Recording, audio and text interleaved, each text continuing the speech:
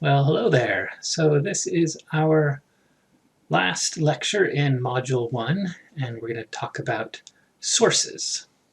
So sources are either voltage sources or current sources in this class. They either supply voltage or they supply current.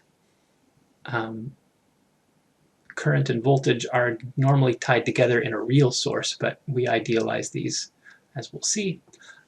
So sources are active components, and other components are normally called passive components because they don't supply energy. They can store it or dissipate it, but they don't supply it. So independent sources, these are ideal sources. So this is an ideal voltage source. And again, we can draw it this way, which is normally a battery with a plus on the longer line and a minus on the shorter line. Pretty common is to just use a circle with a plus and a minus in it. You have to define plus and minus so that we know the polarity of the voltage. DC is capital. This can be a function of time or constant if it's a lowercase v. That's our book's sign convention or a capitalization convention. Ideal current source is a circle with an arrow. The arrow shows the direction of the current. A constant current normally would have a capital letter, and lowercase is a general current source. In reality, it's impossible to make an ideal voltage source and an ideal current source. There's generally some losses, so a model of a realistic voltage source is a perfect voltage source with a resistor in series with it, or a perfect current source with a resistor in parallel. Lets you model a lot of things.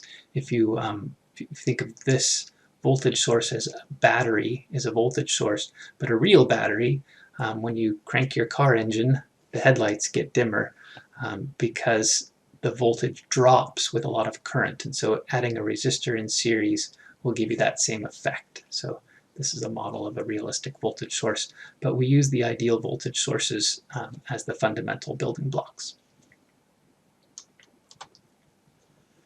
Dependent sources have plus and minus if they're voltage sources, have arrows if they're current sources, and they're in diamond shapes.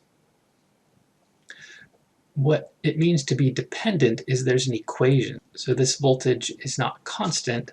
This voltage Vs comes out of this voltage source, and its value, instead of being something like 9 volts, is alpha, which is normally a constant, times Vx, which is another voltage defined somewhere else in the circuit. So this is a voltage-controlled voltage source because it's a voltage source creates voltage, and it's controlled by an equation that has another voltage in it. You can have current-controlled voltage sources, which creates voltage, but its equation has current in it. So somewhere else on the circuit diagram, they'll define what Ix is, and they'll multiply it by a constant R, and that'll be your voltage. So if you have 2 amps and R is 3, then this is 6 volts. So they're simple equations. Same thing with the current sources. This creates current amps, but this creates current proportional to this voltage by this scaling factor G, and this creates current proportional to this other current with the scaling factor beta. So current-controlled current source and voltage-controlled current source. So 4 options on our dependent sources here. They're just an equation instead of a number. So if you see these in your homework, don't panic. Just write the equation instead of the number that you're used to and carry on confidently, and it will all work out in the end. So we'll practice with these, but that's what you see when it's not constant. Just use the equation and keep going. So that's the kinds of dependent sources that you might come across. So this concept, this is an IV diagram. So it's current on the y-axis, voltage on the x-axis. So things like resistors, V equals IR, you see a constant line.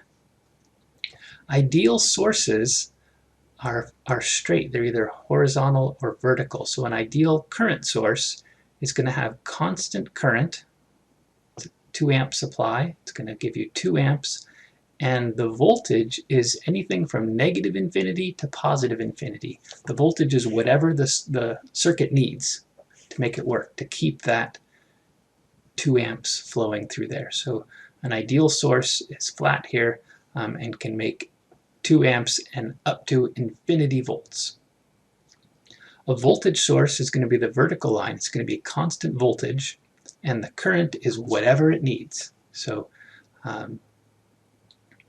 negative infinity to positive infinity amps from a voltage source, but if it's a 9-volt source, it's going to hold steady at 9 volts, and then the circuit determines the other one. So these are what ideal sources look like. And in practical terms, your voltage source is going to have a maximum current, and it's going to roll off here, but this is the ideal. They just go on to infinity. Voltage-controlled voltage sources and other dependent sources, they have equations where the voltage, this is the voltage out of the source, and the control voltage, and then the slope is that constant there. So one last thing on dependent sources, these are models of actual things usually made with transistors and other kinds of amplifiers. So an operational amplifier or op-amp. If you take a large circuit and draw a box around it, then it can look like a dependent source. So this is a voltage-controlled voltage source, which is another word for an amplifier. Here's your microphone voltage times a gain and gives you your speaker voltage. So this all in one encapsulates something that you would build with op-amps or transistors or something like that. So schematics are models of everything, and sometimes these models have components inside them themselves. All right, so an example with a dependent source, again, the diamond here, V1, this is a voltage source because it has a plus and a minus. And the voltage it creates is 4 times I1, where I1 here has to be defined somewhere in the circuit. So you have to look on the picture. I1 is the current flowing down through this wire. So if we want to know what the voltage here is, we have to find the current here.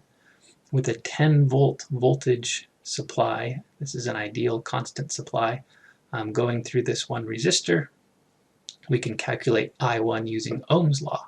So I equals V over R, so we get 5 amps there. And if I1 is 5, 4 times 5, we get V1 of 20 volts. So that's how these are used. Sometimes you have to solve these simultaneously with the rest of the system. We'll be doing a lot of simultaneous solving several equations with several unknowns all at once. But in this case, it decoupled and worked out nicely. So again, don't panic. We don't know how many volts it is, but we just write the equation and carry on. All right, so switches are an element that you'll see from time to time in this class. And switches have their own terminology. It's usually 4 letters. So single or double, so S and D.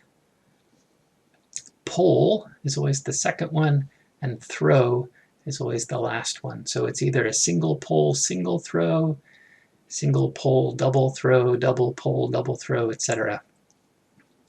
The poles is how many wires. So these are all single pole switches, SP, because they just have one wire that's being switched. There's a switch here and a switch here and a switch here. The throw is how many things that wire connects to. So this switch, it's got a single wire that can connect to this node or that node, or sometimes can be not connected to anything. Single pole, single throw is either connected to this node or nothing. So this is much like a knife switch if you know back in your science experiment, science fair days. That's what this looks like. So this connects to here when the switch is closed, and it connects to nothing when the switch is open. This one switches here, and then when you flip the lever, it disconnects here and reconnects over here. So that's a single pole double throw. Double pole double throw looks like this, but there's 2 in parallel. Just duplicate that, and they usually draw a little dashed line.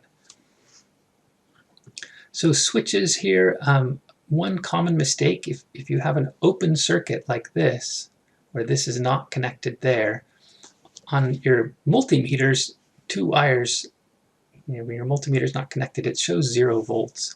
but it's not 0 volts. It's 0 amps because no current can flow, but the voltage here is not necessarily 0, it's whatever it's connected to in the rest of the circuit. So there's always some connection on the other side.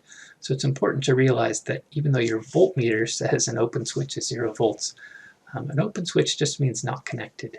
In this class, when you see a switch, think, uh-oh, initial conditions. It means it's not usually a constant answer, and it's setting up the time history of things. So initial conditions for differential equations are usually where these come up later in the class.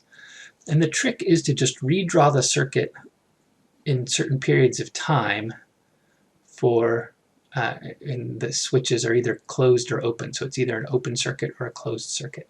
And if it's an open circuit, you can just delete that branch. A branch like this with nothing connected to it can't do anything, so it gets deleted altogether. And you can see these all have time, so at t equals 0, this switch goes from here to here. At t equals 5 seconds, this switch goes from here to here. And at t equals 0, this one goes from connecting to disconnecting. So you can draw the pictures for the various time periods. So t less than 0, the initial setup, is this connected down here, and this connected straight down here, and this one open. So t less than 0, this side is dangling, so we can delete it. This side is dangling, so we can delete it. This side is dangling. So we're left with this for t less than 0. So it's a simpler circuit, and we know what it looks like. At 0, this switches to here, so this becomes dangling. This switches to here, so that all becomes dangling. And so for at t greater than 0 and up until 5 seconds, all that middle is dangling. It gets disconnected. You can draw it in there, but it's confusing, so it's easy to draw it in and then erase them when you see that they're dangling by themselves like this. And then for t greater than 5 seconds, this one closes, and so we get this. This switch closed here, this switch closed there, this one opened still, so it got erased.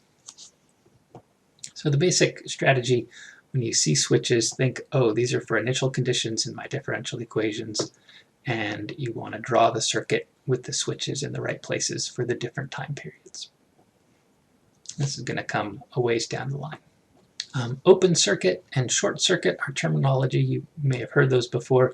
Open circuit looks like this. There's no path for electrons to go. So 0 current, 0 amps in an open circuit. We can model that with infinity resistance because I equals V over R. So if R is infinity, then I has to be 0. So infinity ohms for an open circuit. A short circuit, 0 ohms, which means 0 volts from here to here, 3 to 4, because they're on the same node, so the same voltage. And the current is whatever it needs to be. So short circuit, R equals 0. Open circuit, R equals infinity. All right, so we went through a bunch of terms and definitions and things to keep in mind as we go into further analysis. We'll get more methodical in the second chapter of the book, but this is just really laying some foundation. So some of it I'm sure you've seen before, and some of it may be new. And I'll repeat it as necessary, and you'll be fine. So read through the chapter 1 in the book. Summary of Ohm's law we looked at, definition of current, definition of charge, definition of voltage, sign convention, all of the parts of the circuit we defined. These are going to come up over again, so make sure you understand what's meant by things like node and why this is all the same node. That's an important concept. And you'll get to practice with this as we go along. All right, so this is the end of the lectures of Module 1, so hopefully you watched these. Don't forget that for credit in the class, you have to take the quizzes. There's a quiz for each of the lectures, so there should be 3 quizzes for the 3 videos in Module 1. And then the homework for this week, see our Brightspace page, and that will give you full credit for the module.